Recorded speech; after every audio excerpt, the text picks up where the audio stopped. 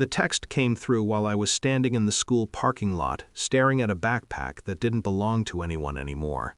Pink straps, unicorn patch half peeled, still warm from a small body that had been there minutes earlier.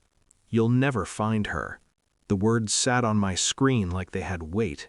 My family owns this town. I didn't reply. I crouched instead, picked up the backpack, noted the scuff on the zipper, the drag mark in the gravel where something had been pulled, not carried. People were shouting behind me, teachers, parents. A woman crying my daughter's name like volume might bring her back. My hands didn't shake. That scared me a little. 4 hours, I thought. That's all this will take. I unlocked my phone again, scrolled past recent calls, past numbers with names attached, stopped on a sequence I hadn't dialed in years. No label, just memory. My wife's brother always smiled too easily, the kind of man who borrowed money like it was owed to him, who hugged with one arm, eyes already elsewhere. He ran things in town. Everyone knew. No one said it out loud.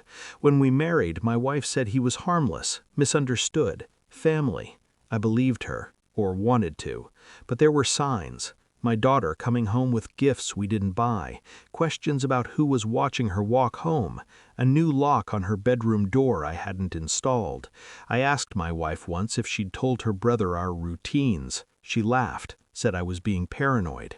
Now, standing in the parking lot, I replayed that laugh. How fast it had come, how rehearsed. This wasn't random, this was entitlement, and betrayal always feels personal because it is. I drove, slow and legal, while my mind ran ahead. Phone records first.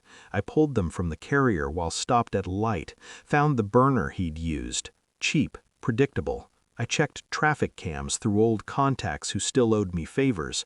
A van exiting town westbound, no plates, white paint peeling at the rear door.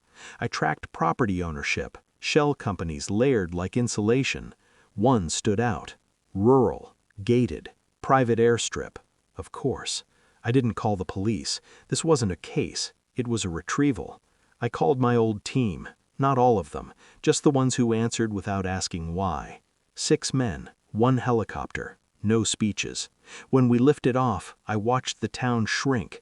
All that power reduced to streetlights and ego. Inside, something old and cold settled into place. The part of me I had promised my daughter I'd never need again. We arrived just before dusk. The property was quieter than it should have been, too quiet for men who thought they were untouchable. I moved through buildings that smelled of cheap cologne and bad decisions, phones buzzing unanswered, cards mid-game. No resistance. That was the twist. My brother-in-law wasn't a king, he was bait. I found the room last. Concrete, single bulb.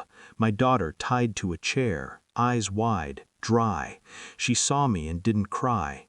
Good girl.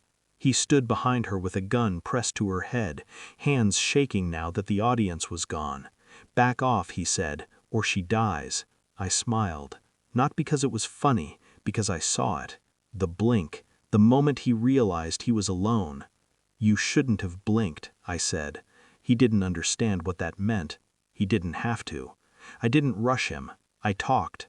I told him how I'd found the van, how his men had sold him out for lighter sentences before they ever saw me. I told him his sister knew more than she'd admitted, that she'd been afraid of him for years.